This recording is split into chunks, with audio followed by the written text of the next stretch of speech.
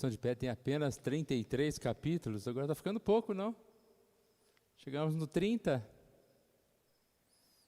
começar de novo, né? É muito bom nós estudarmos e percebermos assim como é rico, né, o estudo.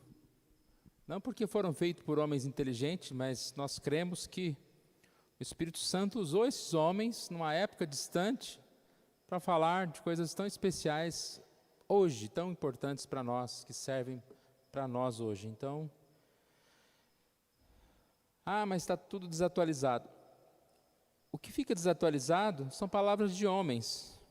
Mas a palavra de Deus ela não fica desatualizada. E a gente percebe que a confissão de fé, mais do que uma palavra de homens, ela é um estudo da palavra de Deus. Então, qualquer século, né, alguém falar sobre o Salmo 23, há 500 anos atrás, daqui a 1000 anos para frente, vai falar: o Senhor é meu pastor e nada me faltará.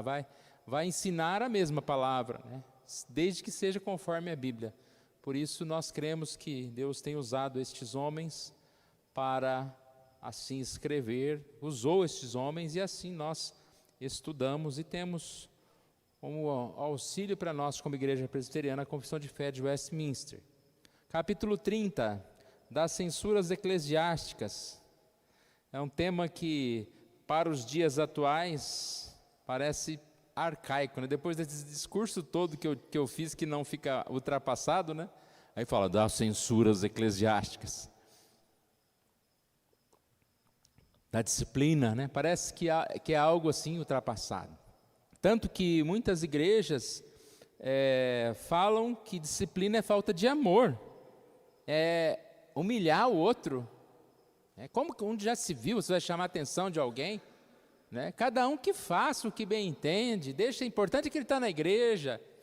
É assim que pensam, não o mundo não, viu gente? Muitas igrejas pensam assim hoje e estão vivendo dessa forma. E aí a gente percebe que até uma das metas ou das técnicas para crescimento da igreja é não ter disciplina alguma, ninguém chama a atenção de ninguém, todo mundo vive do jeito que quer. Mas nós sabemos que as coisas não são assim. E eu gostei desse estudo, porque para nós ele vem, digamos assim, esclarecer talvez alguns textos bíblicos que nós lemos e às vezes fazemos uma interpretação errada, ou não entendemos, ou fazemos de conta, né, vamos dizer assim, que estamos entendendo, mas tem algo mais especial para nós. Então vamos lá? Das censuras eclesiásticas. 1. O Senhor Jesus, como rei e cabeça de sua igreja, nela instituiu um governo, nas mãos dos oficiais dela, governo distinto da magistratura civil. Então nós sabemos que a igreja, ela tem uma liderança, ela tem um governo, ela tem oficiais. E quem que é o cabeça da igreja? Cristo. Como que Cristo fala conosco? Por intermédio da sua palavra. E essa igreja tem um governo. Qual é o objetivo desse governo? É dirigir, é abençoar, é ensinar a palavra, mas também é corrigir o faltoso, é indicar o caminho, se necessário chamar a atenção, disciplinar e até mesmo excluí-lo deste rol, desde que não queira viver, não é segundo a um grupo de regras e leis da igreja, mas da palavra de Deus. Você quer viver na igreja, você deve viver conforme a palavra de Deus. Aqui diz que é um governo distinto da magistratura. A união de igreja e Estado aconteceu por muito tempo.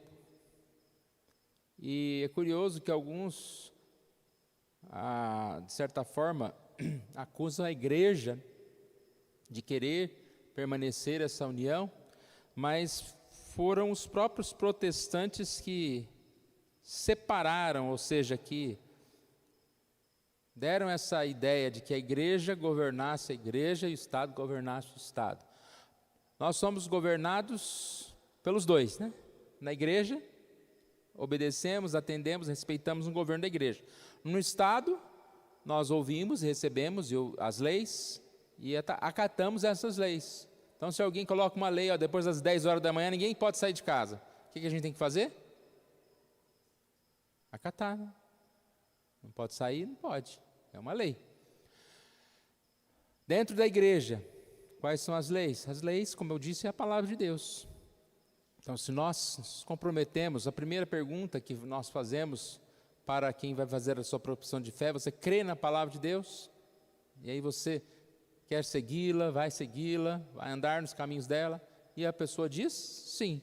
Então, é uma responsabilidade. Como igreja como igreja presbiteriana, nós temos algo chamado Código de Disciplina. Temos um manual presbiteriano que tem 3 partes, né? Constituição, Código de Disciplina e Princípios de Liturgia. Qualquer um dos irmãos pode pegar, baixar isso aí, né? Baixar esse livro. Vou até postar um dia lá, quem sabe lá no grupo, se alguém quiser. É só colocar na internet 2 palavrinhas lá, manual presbiteriano, vai aparecer lá para você baixar. Para que serve isso? Para nos orientar. Nós vamos falar mais adiante, não quero já adiantar coisas da frente, mas nós sabemos que a igreja presbiteriana, ela tem um código de disciplina muito bem escrito. Às vezes a gente até fica incomodado, muito detalhe, a igreja tem que fazer, o conselho tem que fazer um tribunal, e aí tem que ter testemunha, tem que ser isso e aquilo. Mas qual é a primeira coisa que é necessário para que haja uma disciplina? Uma denúncia. Denúncia por escrito. Não é eu chegar e falar, eu estou sabendo que o fulano fez isso lá não sei aonde. Tá, você está sabendo como, de quem? Foi tal. Então, faça uma carta lá, denunciando. Não, eu não. Vocês que tem que ver aí, né? Aí na hora é a liderança, né? Não, vocês que tem que ver aí. Como que já se viu? Vocês vão deixar? Né? Mas a igreja presbiteriana não funciona assim. Então, estou dando um exemplo grotesco para a gente entender um pouquinho, né, que as coisas não são assim também, de repente. E a gente vai sempre lembrar de Mateus 18, vai até ele só, conversa, resolve. Se não, chama algumas pessoas para conversar junto. Se não, aí leva aos presbíteros da igreja, e assim a gente vai conversar também. Caso seja necessário, vai haver um tribunal, uma disciplina, e assim um afastamento por um tempo. Se não houver o desejo da pessoa mudar, aí sim há a disciplina. Vamos seguir. Nós temos base bíblica para governo. Claro que a gente sempre lê alguns versículos apenas, né? Mas 1 Tessalonicenses 5,2 fala: rogamos que acateis com apreço os que trabalham entre vós, os que presidem no Senhor e vos admoestam. Os pastores, os presbíteros, os líderes. O princípio de autoridade é bíblico, né? Nós respeitamos a autoridade lá fora porque é bíblico, não só pela autoridade em si, porque ela fala, mas porque é bíblico. E na igreja também. E aqui fala acateis de qualquer jeito, acateis resmungando, acateis contrariando, acateis com apreço. É uma palavra bonita, né? Com concordância, com humildade, recebendo aquela palavra. E aí ele fala, vos admoesto, ou seja, alguém que te chama a atenção, alguém que vai falar com você a respeito do que é a verdade, né? Foram eleitos para isso, para falar a respeito da palavra de Deus. Em Atos 20, aqui fala sobre um texto dos presbíteros, depois fala que o Espírito Santo nos constituiu bispo para pastoreares a igreja de Deus. Repare que a gente vai perceber que toda a autoridade que um líder tem, essa autoridade ela vem de Deus, porque ele disse, ide, fazei discípulos, ensinando-os. E como que você vai ensinar sem a disciplina? E essa palavra disciplina é uma palavra que parece que é algo duro, né? Mas a palavra disciplina nada mais é do que ensino, educação, o cuidado, é um amor. Um pai disciplina um filho que ama. Então é o cuidado que a liderança tem que ter com a igreja. Tanto que a gente vê que uma criança que não é disciplinada, ela acaba se tornando mais revoltada do que uma que tem disciplina. E quantas vezes você vê um filho que às vezes leva aquela palmadinha, né? ou aquela chamada de atenção, ele fica bonzinho, mãe queridinha, vem dar beijo na mãe, não é? Que sentiu-se a proteção daí. Então é nesse sentido que a gente percebe aqui. Já adianto, né, irmãos, as duas partes são importantes. Aquele que disciplina também não pode ser um tirano, um que acha eu que mando, você cala a boca. E aquele que é disciplinado também não pode ser ninguém levanta a mão para mim, ninguém fala comigo, ninguém fala o que eu devo fazer. São os dois lados que são errados e a gente pode e deve fugir disso. Ainda Hebreus 13, fala: lembrai-vos dos vossos guias, considerando, imitai a fé que tiveram. Depois fala: obedecei aos vossos guias, sede submissos para com eles, pois velam por vossa alma, como quem deve prestar contas. Eu acho interessante, esse texto é muito profundo, né, irmãos? Quando alguém está trabalhando para a igreja e é levado a querer chamar a atenção, repreender alguém, é porque ele sentiu um chamado de Deus para isso. Ele está velando pela sua alma, para que você vá bem, para que você arrependa do seu pecado. Então respeite, obedecei os vossos guias, para que eles façam isso com alegria e não gemendo, né? Porque às vezes você vai falar com alguém e essa pessoa, ela não aceitando, né? Você vai ficar, já fala gemendo já. Mas vamos lá. Ainda tem mais um texto. Uns estabeleceu Deus, apóstolos, e aí fala, lá embaixo tem a palavra governos. Tá? Então Deus estabeleceu governos. Ponto 2. A esses oficiais estão entregues as chaves do reino do céu. Aqui que vai começar a ficar melhor. Vamos ver se a gente entende bem, tá? E eu gostaria que os irmãos, se tiver pergunta, tá?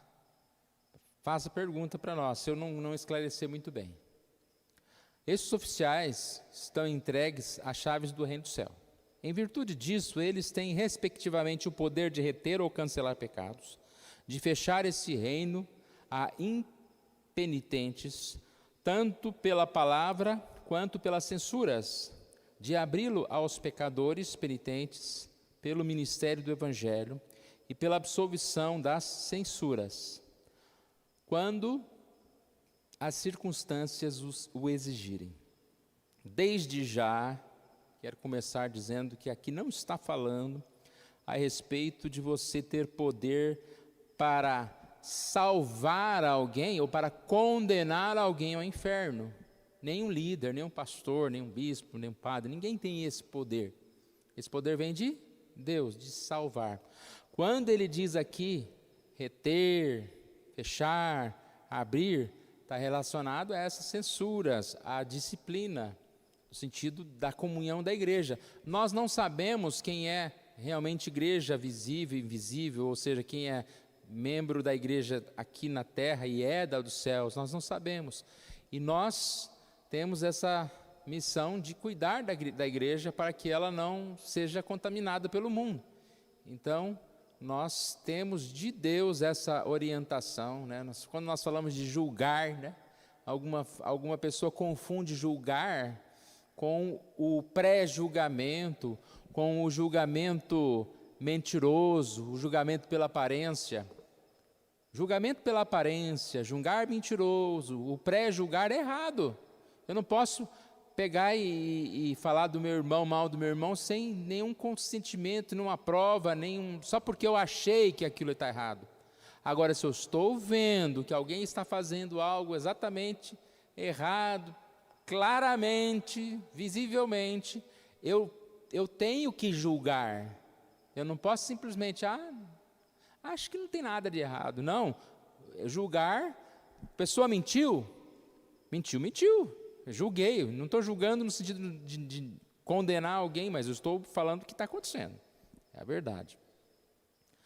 Então, a gente percebe aqui essa questão de termos como liderança uma função muito importante da disciplina, de reunirmos, e de estarmos juntos para algumas questões aqui.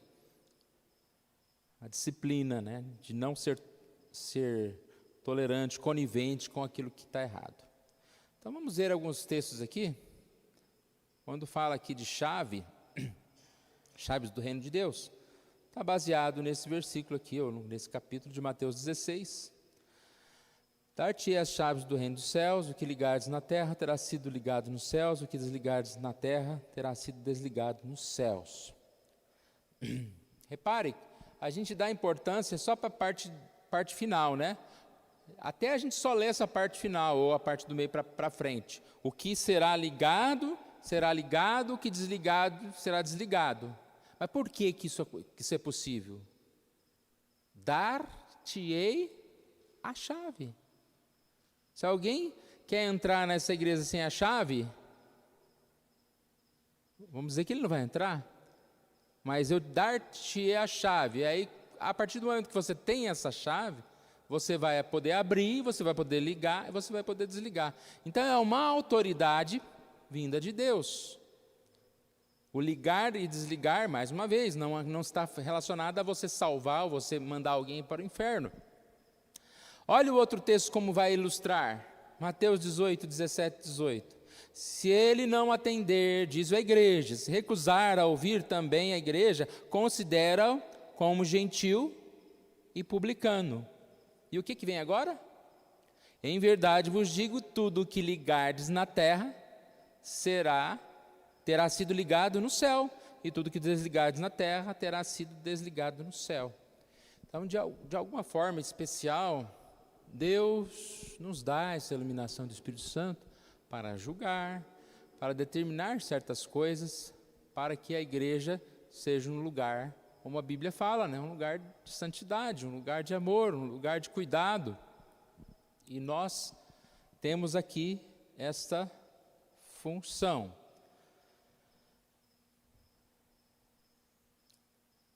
Só voltando um pouquinho, por que ligamos?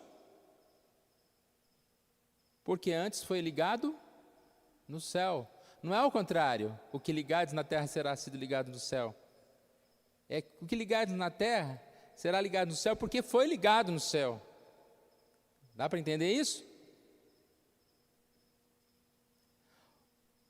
Tudo que desligares na terra terá sido desligado no céu. De onde que eu estou tirando isso? Dar-te-ei as chaves. A autoridade veio de Deus. Eu só posso fazer alguma coisa se for diante de Deus. Claro que os conselhos erram, que existem disciplinas erradas, falsa disciplina, ou não existência de disciplina, mas isso é outra coisa. 3. As censuras eclesiásticas são necessárias para chamar e ganhar para Cristo. Então repare, a censura, a disciplina não é para expulsar ninguém, é para ganhar. Alguém pode ser disciplinado e, de certa forma, excluído da igreja, mas para que ele possa se arrepender e voltar. Ou não, possa seguir adiante no seu caminho perdido. Chamar e ganhar para Cristo os irmãos transgressores, a fim de impedir que praticam ofensas semelhantes, para lançar fora o velho fermento que poderia corromper a massa inteira. Se nós temos um exemplo, um mau exemplo na igreja, aquele errado, não disciplinado, ele vai ser o maior exemplo para o outro. Fulano faz, eu também posso, o outro fala. O filho do presbítero faz aquilo, não sei quem faz aquilo. Ou seja, por que eu não posso fazer? Então, é essa ideia do mau exemplo, assim, prejudicar. Para vindicar a honra de Cristo. Porque, irmãos, quando a gente tem alguém na igreja que dá um mau testemunho, que não é corrigido, o que lá fora falam? É da igreja, falam da igreja. Estão falando de quem? De nós? Estão falando de nós também, mas estão falando de Cristo. Aquela igreja lá, de Cristo. Que Cristo é esse que vocês estão pregando?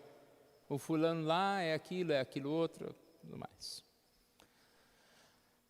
Vindicar a honra de Cristo e a santa profissão do Evangelho, para evitar a ira de Deus.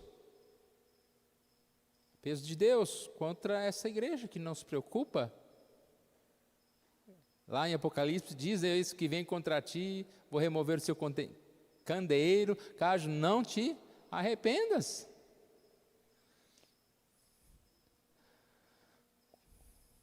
Evitar a ira de Deus, a qual, como justiça, poderia cair sobre a igreja, se ela permitisse que o pacto divino e os seus elos fossem profanados por ofensores notórios e obstinados.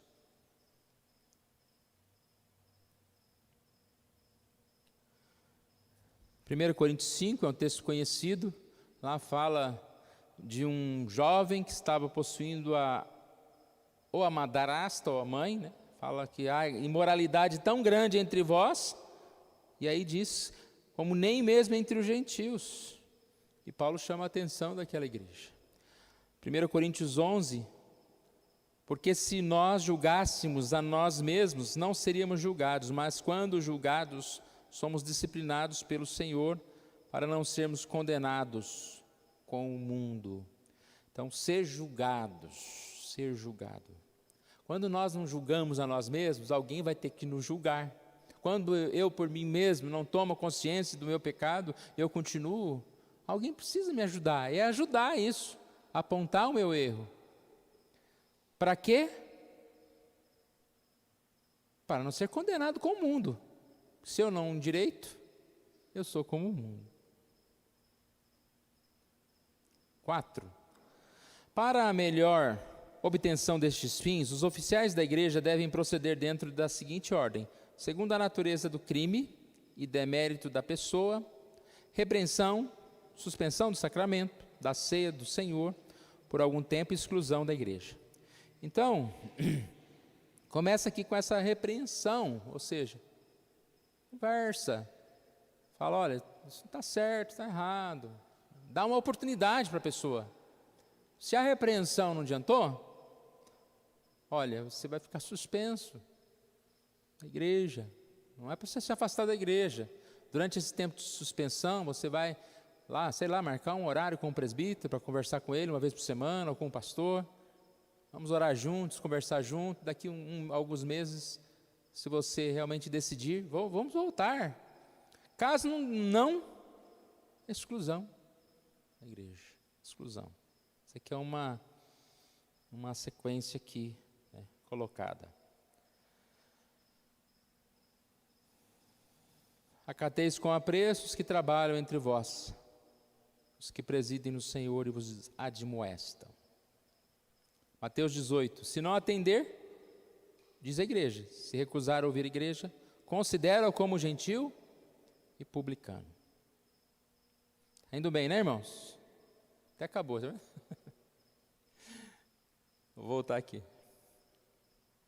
Deixa eu ver o que tem nos meus papéis. Agora eu arrumei um novo modelo, tem uns papeizinhos aqui.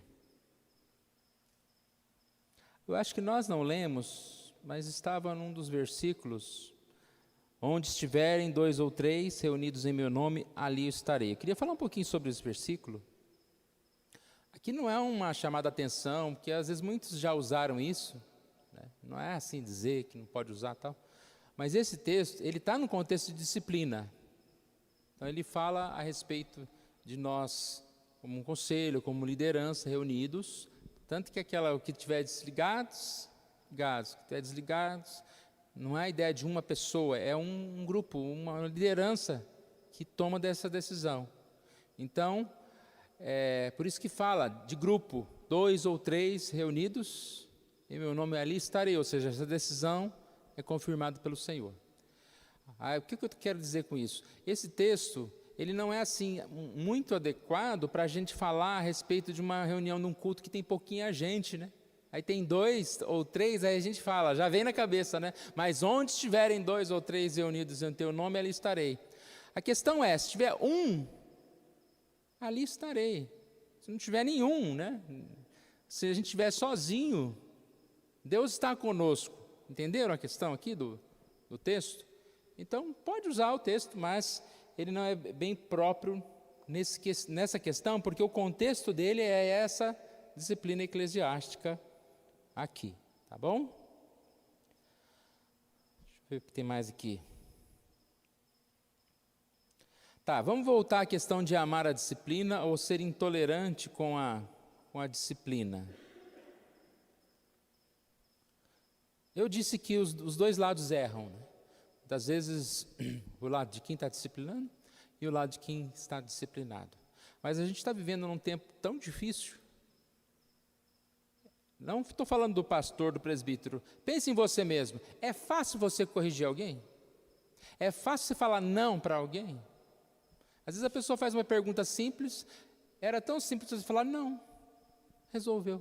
Mas aí você tem que pensar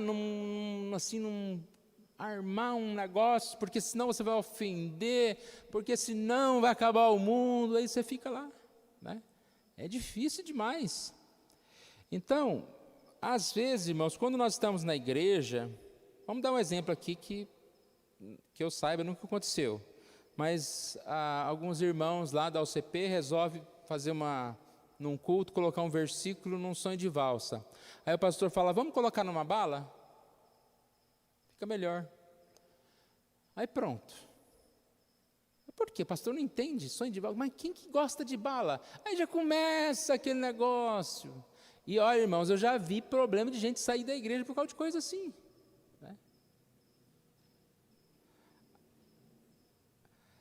Vamos dizer que quem está errado é o conselho da igreja, irmãos, mas eles podem errar também e errar em coisas que não vão fazer diferença, bala ou som de valsa. Que diferença vai fazer isso lá no final das contas?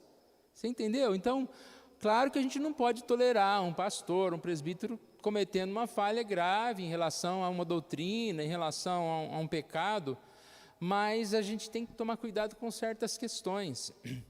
Aí voltando para o pastor e presbítero ignorante, porque eu não vou falar só pastor, né, que vai sobrar só para mim, né? Mas o pastor ignorante, de repente a SAF resolveu colocar um monte de flores naturais, não sei o quê, o pastor falou, ó, agora a partir de hoje a igreja não tem mais flor. Flor é lugar de velório, de defunto, de enterro. Aqui não tem flor, nós estamos aqui em outro lugar. Está errado, não é assim que fala, não é desse jeito. Estão entendendo? Só que de repente, volto a dizer, às vezes é melhor a gente sofrer um pouquinho e seguir adiante. Porque é aquela história do soldado, né, irmãos? Nós somos soldados numa guerra aí, com tanta coisa, divórcio, problemas morais, problemas de depressão e tal, e nós estamos a ficar brigando por causa da bala ou sonho de valsa. É o exército que fica amarrando lá o cadarço lá, a hora que é para ir para a batalha, e eu olhando para o outro, você não amarrou quadradinho, amarrou redondo, vamos amarrar todo mundo igual, quadradinho? Aí o líder fala, não, agora é para amarrar redondo, e fica aquele lelelê. Então, irmãos, é um assunto difícil, mas nós precisamos amar a disciplina e não ser intolerante à disciplina. Amar a disciplina, porque ela faz bem para nós. É muito difícil a gente ser questionado, alguém falar que a gente está errado, mas isso sempre vai nos ajudar, de alguma forma vai nos ajudar. Vai produzir uma coisa em nós, assim, eu quero fazer melhor, eu quero provar que eu estou certo, alguma coisa vai mexer em nós para a gente melhorar. Então a gente não devia ficar tão triste ou tão preocupado com as críticas. Mas é complicado mesmo. Alguém quer fazer pergunta? Às vezes eu falo fazer pergunta, porque às vezes você vai me ajudar, a gente acaba me atrapalhando, né? Você fala uma coisa, para eu consertar o que você falou, e o Reginaldo vai fazer uma pergunta. Pode falar também, irmãos.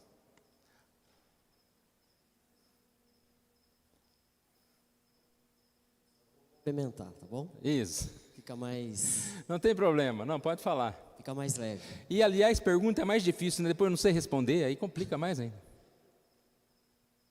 Vou tentar trazer bem rapidamente, assim. Quando nós olhamos para as leis de trânsito, quando nós cometemos algum erro, nós somos, de certa forma, disciplinados. E muitas vezes até a nossa carteira pode ser até Dói no bolso, né, dói também. no bolso e você perde o direito Direito. da direção. Quando a gente traz isso para as empresas privadas ou públicas, há também a disciplina. Na falta o colaborador faltou no trabalho, ele é disciplinado. O colaborador deixou de cumprir uma regra, uma norma, ele também é disciplinado. Então, a disciplina, ela faz parte da nossa sociedade, quer seja dentro da igreja, quer seja fora da igreja. Então, a disciplina, ela faz parte da nossa vida. Nós precisamos lidar bem com isso. A disciplina, ela foi instituída por Deus, por conta do pecado. Isso desde lá de Caim e Abel. Inclusive a lição de domingo traz sobre isso, sobre essa questão do governo e da disciplina. O meu ponto é assim, para ser mais objetivo e mais prático, a disciplina faz parte, nós vamos ter que conviver com ela, e eu acho que o X da questão, ela está muito relacionado à comunicação, a maneira que você leva isso e a maneira que você recebe isso. Agora, nós não vamos poder fugir da disciplina, ela faz parte da nossa vida e do nosso convívio, e dentro da igreja não pode ser diferente, né? E o segredo está relacionado na comunicação. Acho que uma comunicação bem feita pode ajudar muito. E só uma coisa dentro desse, não esqueço, e o problema é que a disciplina não está envolvendo só dois. Por exemplo, se eu vou te disciplinar, está envolvendo sua esposa, seus filhos, família. Então, a comunicação precisa ser muito bem feita, porque você pode até acertar com esse, mas se não for bem, não é? Aí vira aquela coisa. E vou dizer mais, quando a cidade é menor, a proporção é maior. Quando a cidade é maior, às vezes você é só mais um, a proporção é um pouco menor. Mas acho que o segredo, o X da questão está na comunicação bem feita, né? E como o pastor mesmo próprio falou, né? Há momentos que vai errar também. Eu acho que isso também faz parte. Eu acho que o importante é mais acertar do que errar. E eu acho que tudo que está relacionado à disciplina, ela tem que ser feito com muito amor, com as melhores intenções possíveis, com o objetivo de ganhar e não perder. Certo, irmãos? É um assunto que dá para ir mais para frente, né? Mas tem muita coisa nesse assunto. A gente só falou a confissão de fé, né? Na prática, isso é uma questão séria, né? Porque a disciplina na questão da igreja não é sair catando, procurando, colocar câmera na casa de cada um para ver quem está errado e ficar descobrindo pecado, né? Mas também, ao mesmo tempo, não é o contrário. Não vi, não sei, não acontece nada. Não, aqui não acontece nada, né? Então a gente tem que fugir desses extremos, e tudo é complicado, né? Mas nesse sentido de, às vezes você disciplina uma pessoa, aí a outra, mas aquele outro está pior do que esse, você disciplinou esse, né? Então tudo mas a gente precisa orar, precisa pedir para que Deus esteja fazendo com que o seu povo ouça a palavra, se arrependa, e que a gente possa admoestar mais do que disciplinar, no sentido de chegar a um ponto de você excluir alguém da igreja. E o que eu tenho visto no ministério é que quando chega nesse ponto, a própria pessoa ela não espera, ela vai embora. Ela não vai querer vir para um tribunal para falar com o conselho. Se ela está determinada a ficar no pecado, ela some, ela desaparece. Então, às vezes, acontece algumas exclusões, né? A gente não traz todo o rol de membros aqui nas reuniões, mas às vezes acontece alguma exclusão da igreja por ausência de alguém que simplesmente foi, e aí a gente vai conversar, a pessoa não quer voltar, é excluído mais por ausência do que por disciplina. Que Deus esteja nos abençoando. E vamos continuar então o nosso estudo.